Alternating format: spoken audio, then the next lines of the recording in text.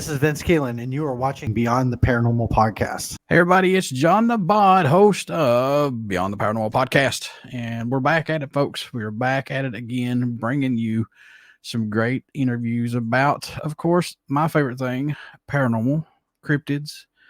We're going to be talking about UFOs, urban explorers, all this good stuff, urban legends, especially urban legends. I mean, they're like a mile long, but to find out what's true or not, you'll have to get out there and find out. But anyway, I have Mr. Vince Kelien, an urban investigator, on the podcast with me this evening. So we're going to talk to him about all things as an urban investigator. So let's jump right into this, my friend. What is an urban investigator, and is it different from an urban explorer? Let's get that out there for the ones who are going, what is an urban explorer? So basically what it was is that so whenever I started this, I was just using my name, and obviously, you know, my name is on is on all of my channels and platforms and stuff. But I noticed everybody had their own thing, and for instance, like Jason Hawes has Ghost Hunters. Kalani Smith has Kalani Ghost Hunter. Tyler Reynolds has TRTV. Mike from Charm City has Charm City Paranormal. It's, you know, everybody has their own thing. Everybody has their own stick. So I was trying to come up with something because whenever I first started investigating the paranormal, I realized very quickly and very, very profoundly that Vince Kelien was going to be very douchey on the front of a t-shirt. Trying to steer away from things like that, and I realized I could use it for other things as well. So early on into the paranormal journey, I realized that ghost hunting was insanely expensive, which, you know, we all figured out pretty quickly. And I needed something else for content, and I said, what is the biggest thing that I love about ghost hunting? And most people's going to tell you, I love talking to ghosts, or I love seeing shadows, or I love seeing full-bodied apparitions, or whatever the case. And those are all valid points, and none of them should be invalidated. But for me, it was history. It was walking through places and imagining what they would have looked like without seeing any past stuff, what it would have looked like back then. I've always had a construction background. I've always been a hard laborer up until about 2 years ago, where I've been pretty much working from home for the most part. And I realized that there was a need and a want for that kind of content as well. So dabbling into both things, I was thinking about it, and I was like, I need to come up with something that if something like this was to ever actually take off for me as a person, that people aren't walking around with the name Vince Kelien on their t-shirt, or on a sticker or whatever. And I went through probably 3 months of trying to figure it out. And I said, what are the main two things? And, you know, it's urban exploring and paranormal investigator. And that's what I do. So I thought of an array of different things. And at one point in time, I was like, exploring with Vince. I was like, well, that's too close to exploring with Josh. That's not fair. And that's not fair to anybody, because then there's also Jeremy Explores. If you guys are hearing these names, go check all these people out, because they're amazing. They're amazing creators. They're amazing investigators, explorers. They're all great people. So I was trying to come up with it, and I was like, why don't I just flip the words? Instead of being like paranormal explorer, because then you dive into explore Chris Sanders, great guy, and also Project Fear, because they also have Paranormal Explorer on their t-shirts. So for anyone who doesn't know, that was Destination Fear on Travel Channel. So that wasn't going to work either. I was like, I can flip the two though, like, so urban investigator instead of paranormal explorer. So a lot of what I do is simply, it depends on what I'm in the mood for, I guess. So like if I go to a haunted location that I feel looks more of a bando, more of an abandoned place or something, my mind might change once I get there. For instance, I've got a video that I've not posted with Sweet Springs Sanitarium. Oh, nice. And I've been there 3 times now. And Haven't heard a ghost yet. I had a pretty good Estes session there. We did a triple Estes session. It was pretty cool, but haven't really had anything hard or concrete. So Mhm. I so I was like, I'm just not getting anything. And I was like, what does this place remind me of? This reminds me of one of those places I'm walking through the woods and I just see this place, this gorgeous building out of the blue. And there's a lot of people out there that are not going to be able to come here, but they could live vicariously through me, seeing the building through drone shots, through filming inside of the location, and just pointing out the obvious and sometimes the not so obvious to the viewers and stuff like that, about how it could possibly be. You could just imagine what the building would have looked like back then. You could imagine what was happening. You could, imagine seeing a nurse walk down a hallway, going to see Jimmy Bill Bob, with his pancreatic cancer, that they were working on to try to cure him, or whatever the case. And yeah, so it stemmed from money, honestly, like just realizing how expensive investigating the paranormal is, because some of these locations are not cheap. Some of No, them are outrageous. you got to sell a kid.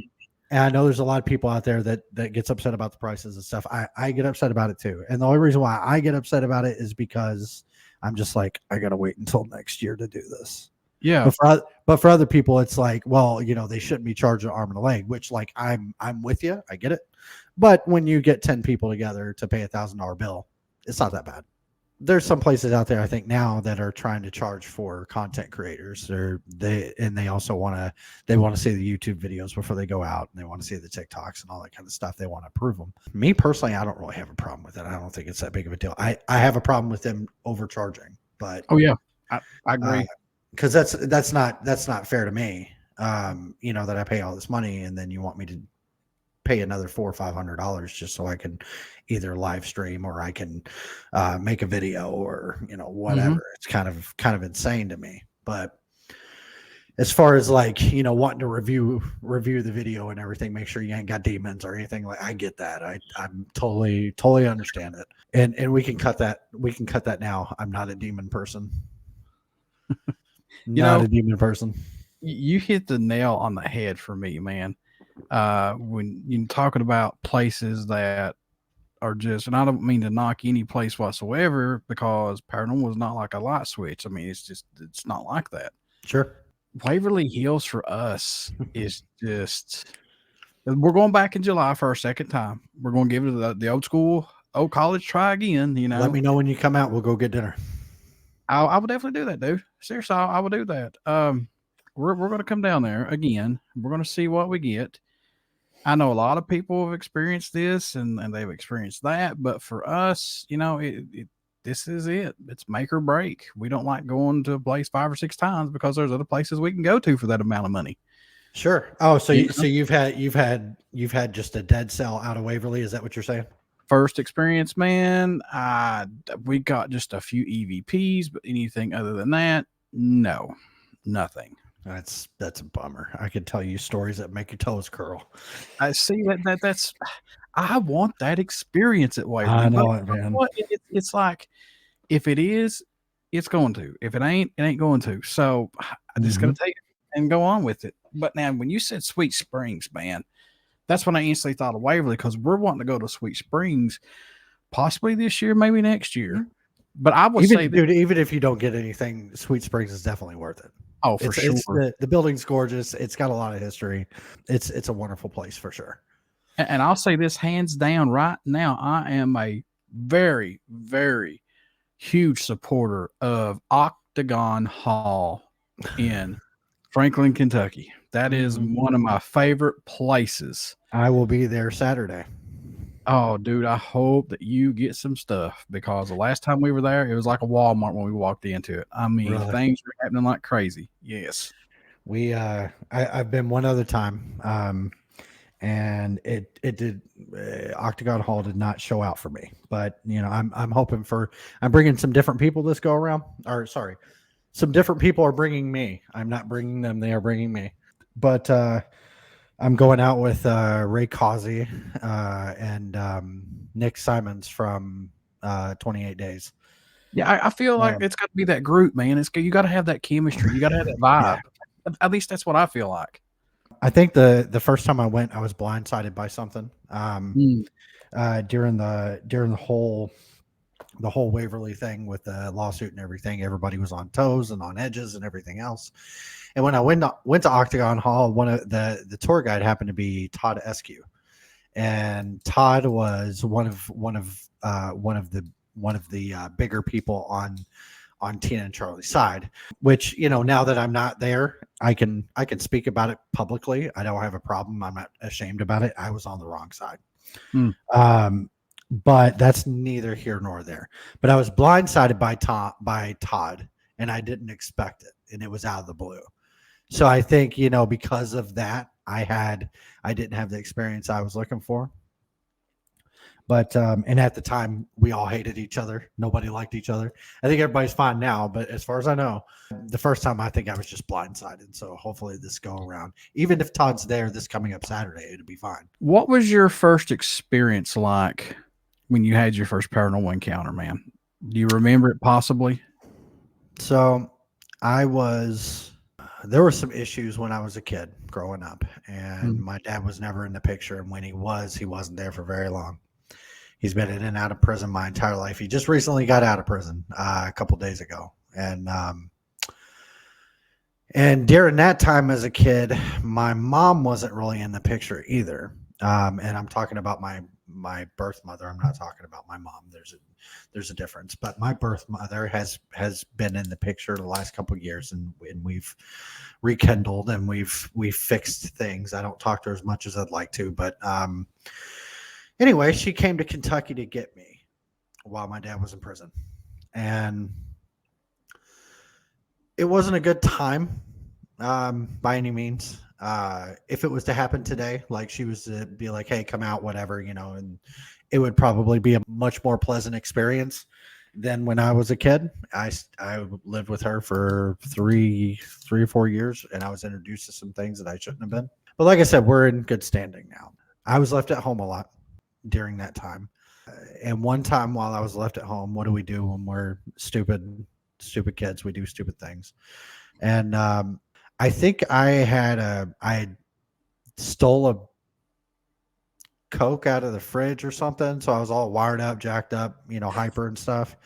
And I'm running up and down the hallway in the house. I run from the kitchen and I run through the hallway and back into the back room, which was my mom's room. And I did a front flip on the bed or some shit, whatever.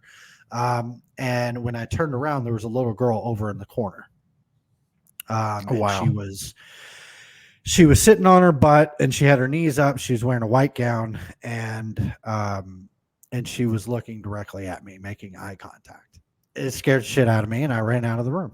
Never saw or heard from the girl again. So when I became an adult, I chalked it up to my imagination like anybody else. Didn't believe in the paranormal, did not care about it, was not religious.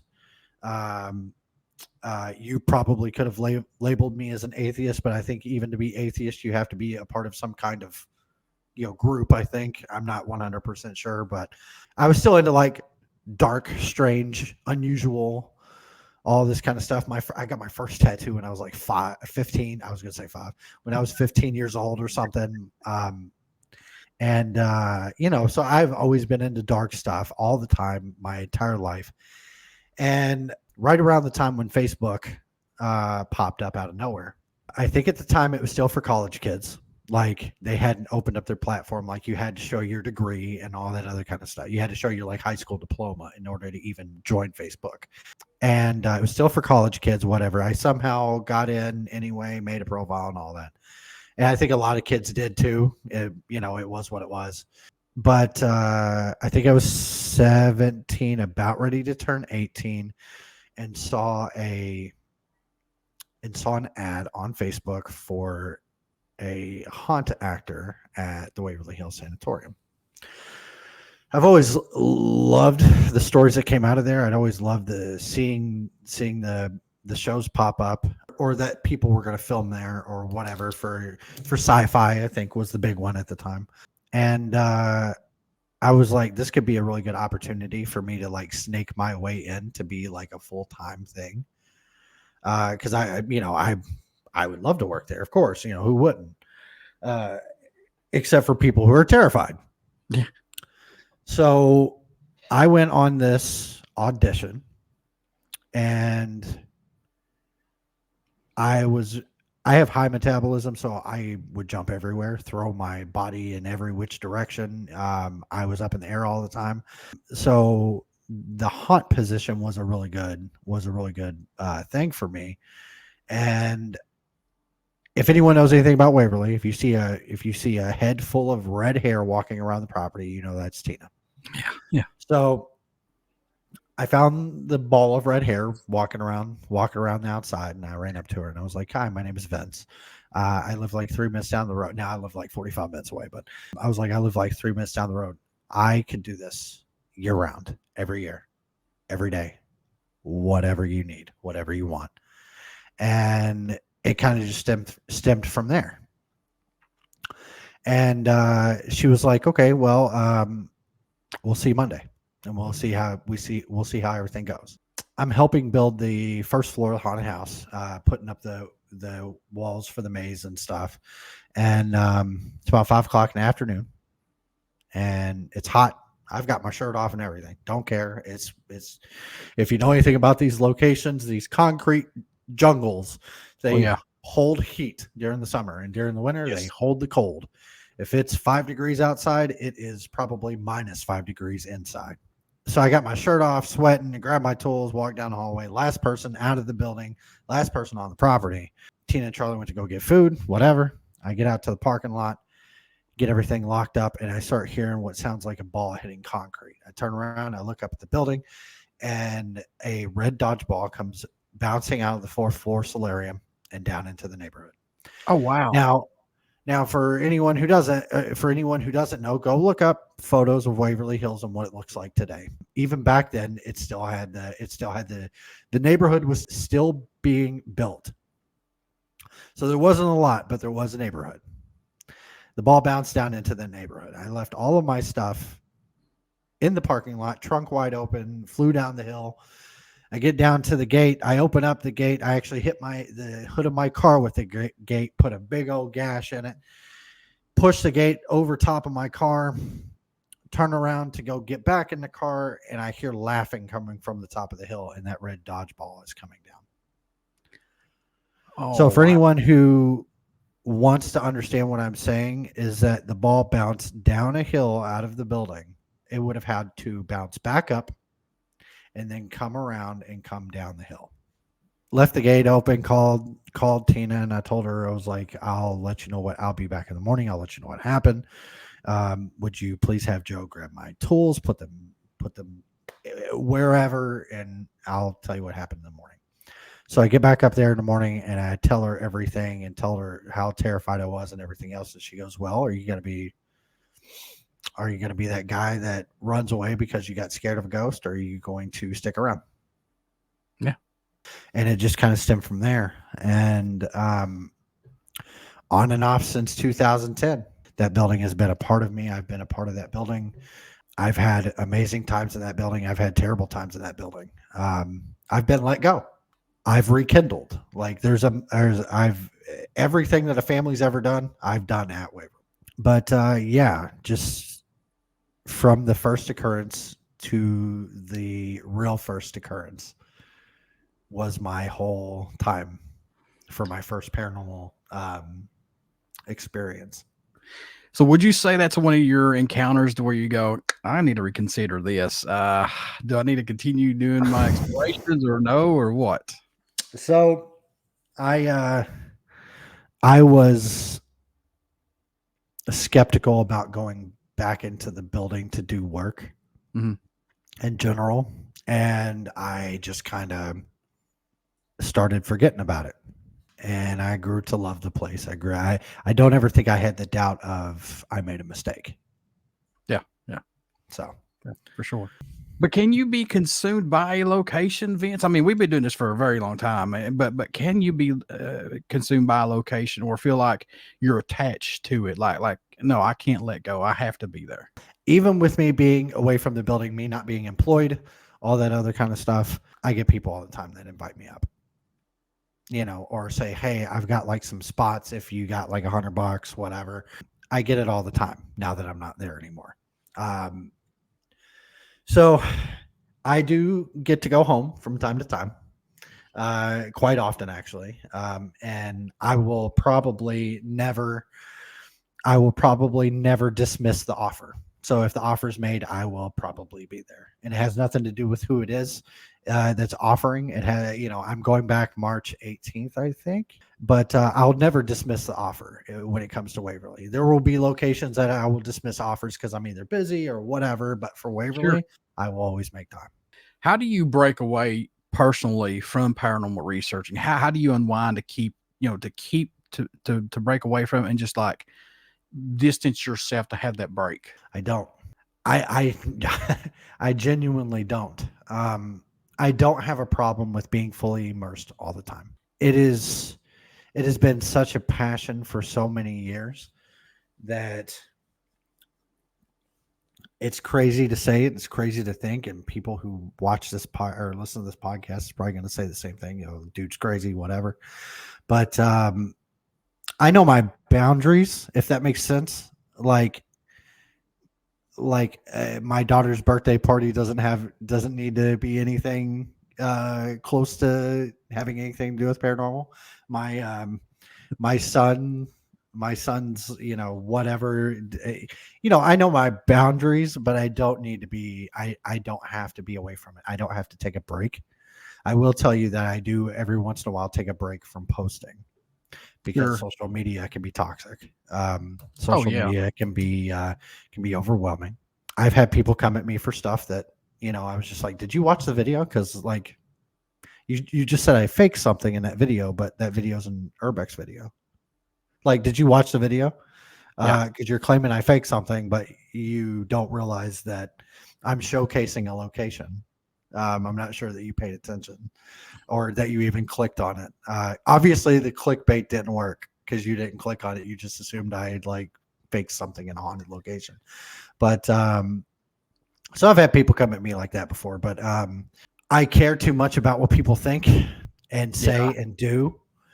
So people have really over the past year have really gotten to know me and know that my content primarily focuses around Urbex, around urban exploring. I still ghost hunt. It's a big passion of mine, and I don't ever plan on not doing ghost hunting videos. I just recently got a new camera, so that's going to be used quite a bit this year. Yeah, so I mean, it's just kind of one of those things that I guess trolls will be trolls, and anything you do, there are going to be haters, man. Regardless, it doesn't matter if you just fold paper airplanes and do them on YouTube. Somebody's going to say that crease didn't look right. I don't do that. Who cares? Yeah. I watch all the spicy stuff on TikTok. Not like sex or whatever, spicy stuff like peppers and stuff. Right. I watch all that stuff. And there's these kids that are they blow my mind first of all, because there's this one kid that will, like, his content is all about spicy stuff, but he'll be like he'll put something in front of the camera. He's only like 17 or 18 years old. He's just a kid, but he'll be like giant spicy Cheeto or something, and the thing's like this fucking long and it's like this big around, and he'll start eating it or whatever, and I'm like, dudes, obviously it's probably like a marshmallow covered in like Cheeto dust or whatever. Sure. But that's still fucking hot. Like, don't discredit the kid because, or like I saw one yesterday. There's these two guys that fight all the time online. Craving Capsaicin and Spice King, I think, is the two guys, and they're always fighting at each other. Spice King, not so much fighting, but just like, reviewing videos and stuff. Yeah. And they'll do this thing where he'll be like ghost pepper and he'll eat it, whatever. It'll speed up so you don't have to watch him chew the whole thing. And then he'll be like jalapeno pepper. whatever, and then like all this spicy stuff, and you're just sitting there thinking my toilet would hate me.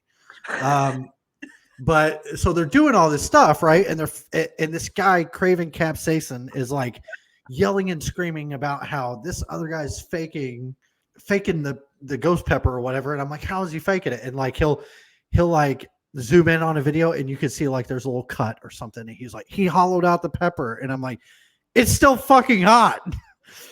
It doesn't matter if he carved it out or not. It's still hot. That's exactly right.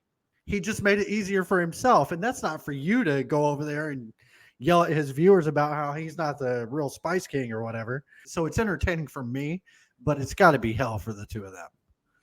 But I got to say, I really like your videos. I like what you do because, like you said, you're like, hey, I take you to places that you may never get to go to, and you see it through the eyes of the drone. And I like that, man.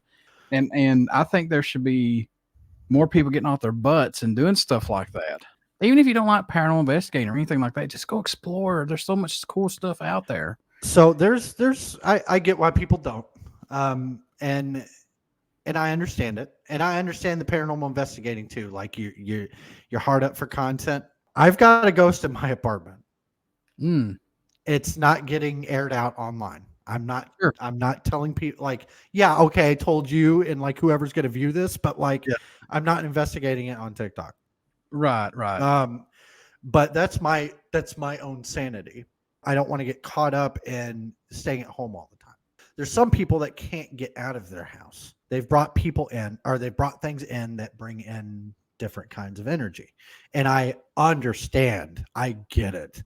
Like my friend Becky is another great person for you guys to check out. Her name's My Bloody Galentine. She's wonderful. She's just picked up 2 haunted dolls recently from a friend. Yeah. Who, okay. Maybe you've heard of it. But she just picked up these 2 haunted dolls from these 2 people that have had a series of bad luck for the last 2 years. It was Ryan from the Oddities.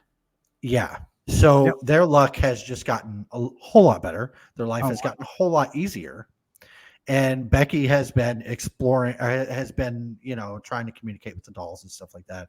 And they've had really good success. They actually had Kelien over there helping Becky recently. And it was a really good video.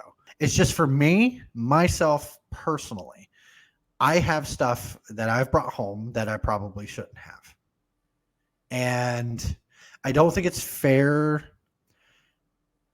for me I'm trying to word this right because I don't want to piss anybody off, because I think, like, for instance, like the video I just told you about is a wonderful video. And Becky and her boyfriend Josh have done a lot to be respectful to the guests that they have at their house. And that's 100% genuine. Like, I don't care who you are. There's nothing fake about it. I've gotten stuff from Becky and Josh that's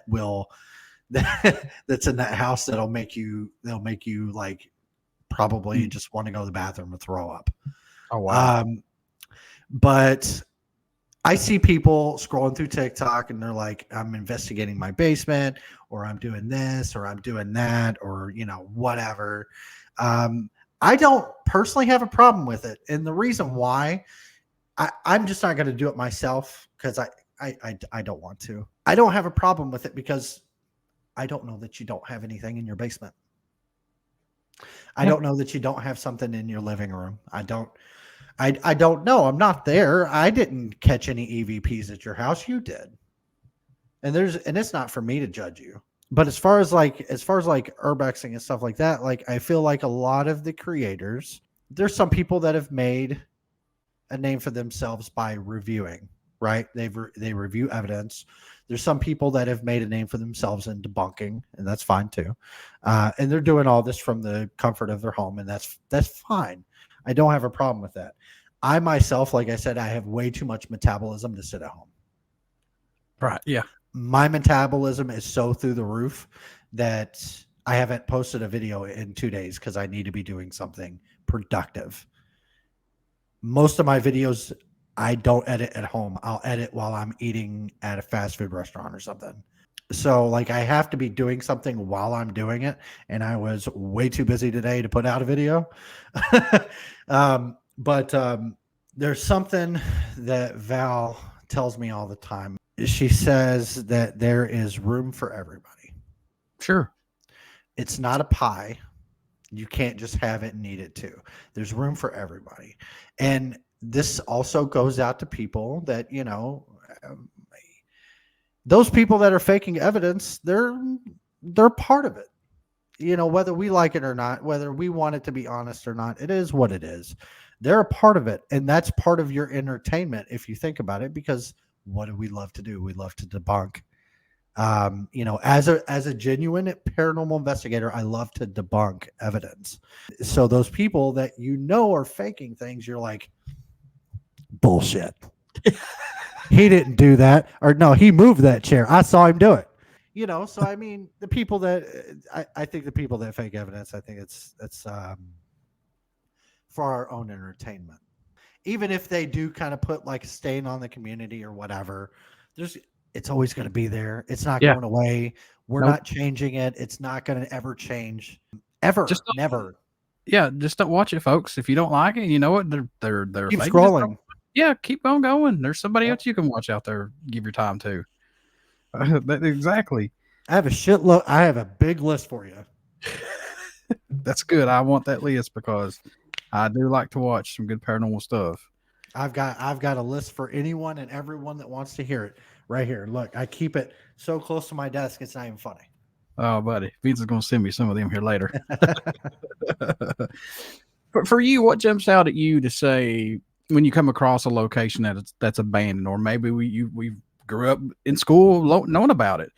What grabs your attention to say, I want to go check this place out? Uniqueness. Yeah.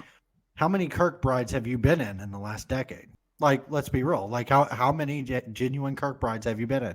Well, if we're talking about haunted locations, Kirkbrides aren't the only locations that are haunted. There's the I think it's Kathy Dix, spelled Dix, is another form of like Gothic revival, in which people don't know about it. But if you're ever in Alabama, like Madison area, and you look up haunted places, that'll be one of the first thing that pops up is a college campus right outside of Madison, Alabama, that has a mix of different architectures. Kathy Dix, Thomas Kirkbride, and like three other ones. I don't even remember because there's so many. But they all have their own structures. Obviously, mostly all Gothic revivals from from the 1500s all the way to the 1700s. There's been Gothic style architecture, and I think right around like the 1700s is where they started calling it Gothic revival. Where they started doing it again. Obviously not as immaculate. Like, obviously this isn't the crazy church in Germany or whatever. But I think that, for lack of better term, it's just what stands out to me isn't you telling me that the Hill House in Texas is haunted. Because I've sat in many and many and many and many of haunted locations that claim to have demons. Yeah. And it's fine. Like, I want to go to Hill House. I genuinely do. I want that demon to prove me wrong. Like, if there is a demon there, prove me wrong. Yeah, and that word has been thrown around so much that I'm just gonna say right now, we don't know what we're dealing with. It's rough, dude. I mean, it's such a rough thing. Like, I've got friends who have used clickbait before. It's fine. I don't have a problem with it. But here's my take on that, is that if the word demon is in your YouTube video, is in your title, there's a reason. And it may not be to what it was. But you may be missing out on a genuine, real, awesome ghost hunt because you saw the name demon and you're like, well, I don't believe in that. Well, you didn't click on the video, so you don't know. Like, maybe they got demon over the Ovilus and they it freaked them out a little bit. It's the first time they ever got that. Or maybe they got it over their DR60, or maybe they got it over a regular recorder, or Spirit Talker, or Necrophonic, whatever your preference, whatever your choice. If you didn't click on it, you can't say nothing. You can't claim clickbait. I get so angry with that because I get there was a time that I genuinely thought I came across something that was not necessarily evil or demonic, but dark.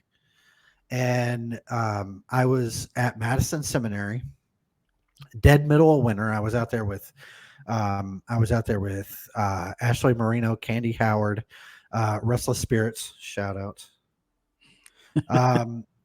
And as my buddies, Jim and Cindy, and Val, and we were all kind of off doing our own thing. We didn't really investigate together the whole night. We all kind of, ventured off or whatever, but Val and I ran down into the basement.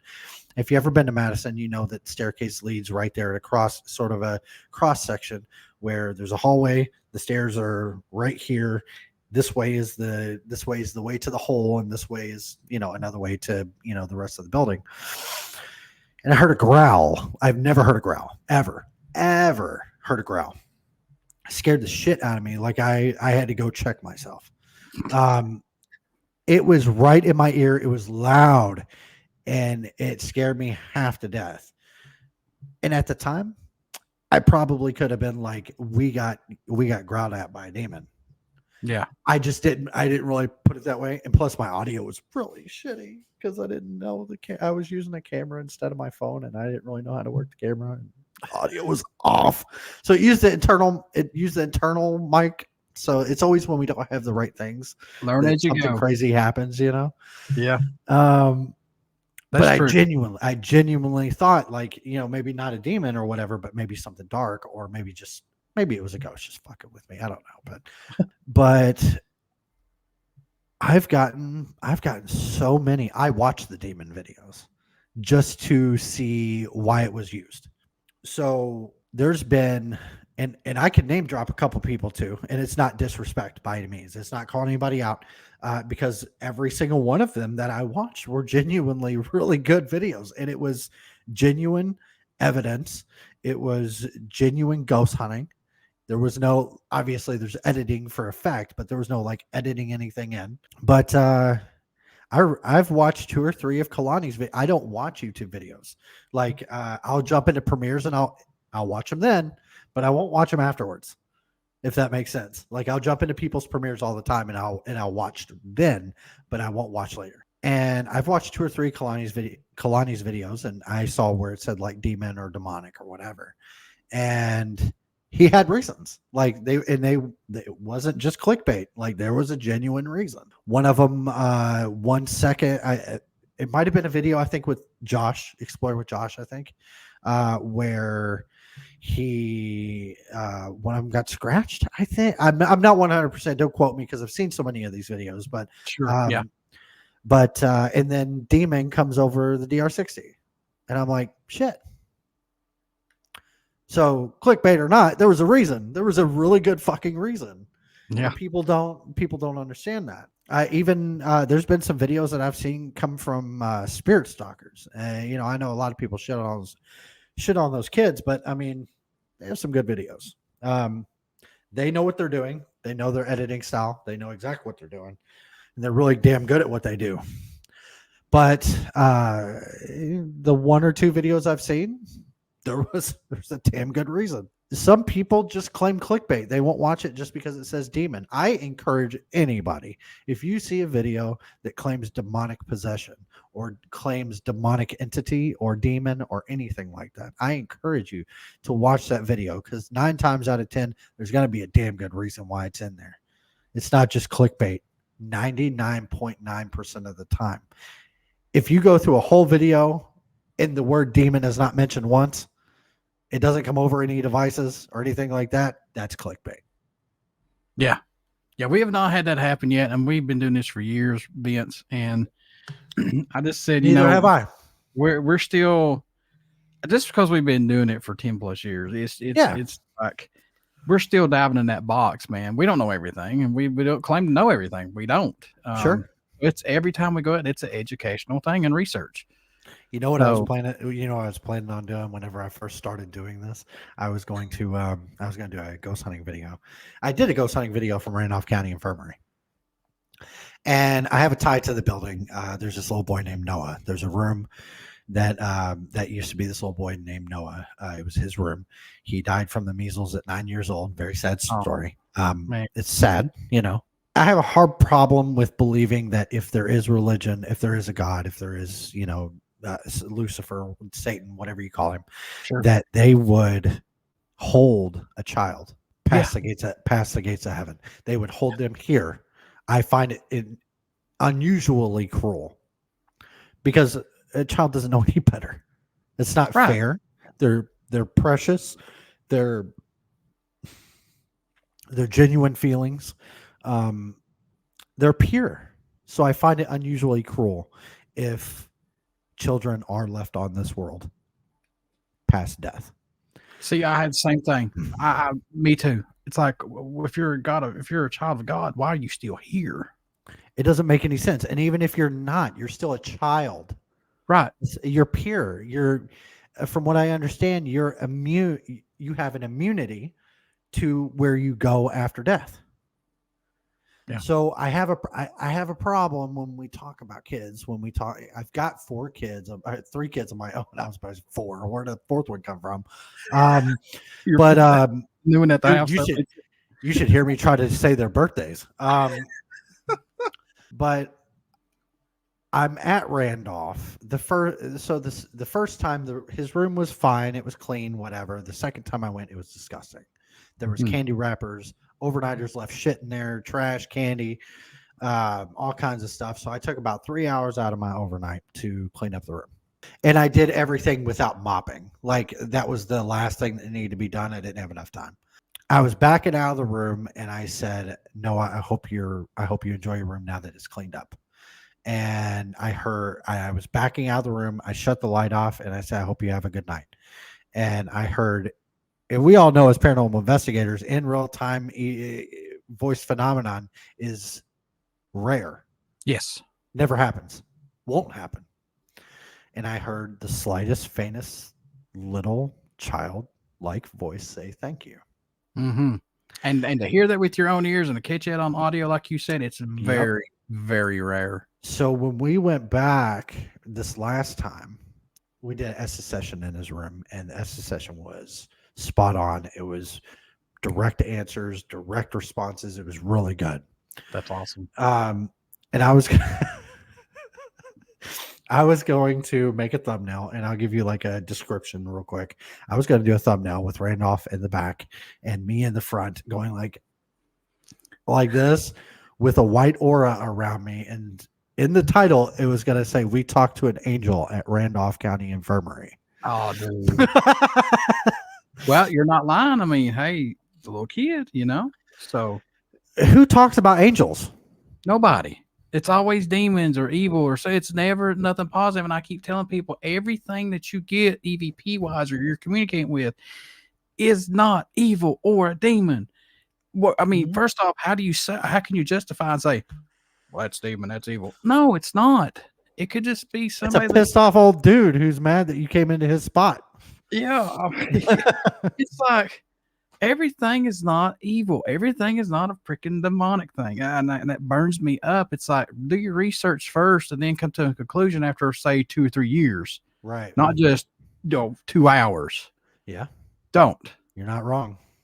I've been preaching. I'll break up my little soapbox before I break it. No, you're fine, dude. I enjoy the debates. Even if I don't debate you, I enjoy it. Because everybody's so different, and that's what I like. Well, like I said, and give credit where credit was due. It was Val that told me this, but it's there's room for everybody. It's not a pie. Mm-hmm. You don't just take what you can get. You just put out what you can. Yep. Is there anything urban legend wise or anything on the bucket list that you're wanting to do, man? Because I know it's good. You have to. I know you. So I make fun of. I joke around. my friend, I've got this friend. I'm sure you know who she is, but Jen from Bump in the Night Society. She's a good friend of mine, and she's her content on TikTok and on Facebook and everything is all Appalachia. It's all of it. It's Jersey Devil. It's Bigfoot. It's Mothman. It's and Loch Ness Monster. It's all these cryptids, and I just I used to make fun of it until recently, not recently, but probably 6 or 7 months ago. I was driving for work from Kentucky to Virginia City Beach to go drop off a car and bring a car back for work. And it's 5 or 6 in the morning. I'm driving down this windy highway into Virginia, and something walks across the road. And it was big, and it was furry. And I think because there's a lot of shacks, there's a lot of hunters, right, that are in the woods at all times. They don't stop just because hunting season's over. That's right. And you know, I could probably chalk it up to a man in a ghillie suit, but 3 or 4 in the morning. No. And it scared the living shit out of me, and it woke me up, and I was already kind of dozing. It was late. It was too early in the morning, and I was just like, it woke me right up, and I drove the rest of the way, and I was planning on stopping to go to sleep. And I just kept going, and I didn't sleep for 48 hours. Jeez. Wondering if my mind was either playing tricks on me, or if it was what we wanted to be, or if it was a man in a ghillie suit, which is all 3 of them. I'm sure is a possibility. But I always send Jen all the Appalachia videos through TikTok or whatever. So like, I don't know how down the rabbit hole you get with cryptids, but I see it all the time. You'll see a video where the guy's like, just got to Appalachia or to the Appalachian Trail or whatever, and then it's like, boom, like you hear this like loud screeching, like just awful moan that you could possibly hear, and you're like, well, it's a video, so like, you know, I wasn't there. I don't think I believe it. Right. But some of it, you're like, well, a human can't make that noise. Well, sure, because humans can do a lot. Well, and then there's other ones that just get here. They don't know the animals. They don't know the sounds that they make, and they freak out. And they're like, oh my God, I don't know what that is. That's a freaking squirrel, you idiot. That was a fox. Yeah, I mean, you know, I hunt. I know. I've been in the woods 3 and 4 o'clock in the morning waiting for sunrise. And it was you. But no judgment zone here, but you don't look like you're like 6'2". Well, maybe not in your eyes, but in my eyes, I'm 8 feet tall. Oh, no, I'm just kidding. All right, Mr. Vince, how can folks stay in touch with you? Watch your videos, everything with you, man. How can you do that, sir? At the Urban Investigator everywhere. Some of them change because like Twitter's stupid with their handle, you know, like how many things you could do. So I think like Twitter's like Urban Investiga, but the urbaninvestigator.com, and you can find that, and you can find everything I'm up to on a weekly basis. I also have a channel on Instagram. I have a YouTube channel, Facebook. I have 2 Facebooks, and TikTok obviously is my main platform, but maybe one day I'll get into the Cool Kids Club on YouTube. But the scariest thing I've ever done is booking my own public overnight. Oh, and that is coming up April 19th at Ashmore Estates under the name Urban Investigations. I want to go to Ashmore Estates again. Well, I know how you can go. That is true. That is true.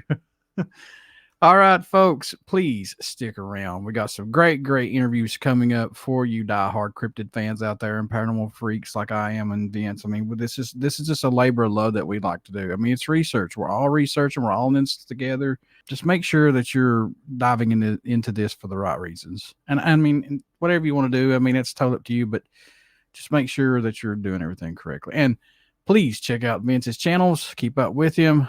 Watch him. Just give him a fair shot. And also, too, Beyond the Paranormal podcast is on YouTube and Facebook as well. It's not as popular as my regular podcast, but hey, we're getting there. You have to start somewhere. That's exactly right, my friend. Everybody stick around. We'll be back next time with another great interview, and keep researching, keep hunting, and please be safe. Thanks, Vince. I appreciate the interview, man. Thank you so much. Yes, sir.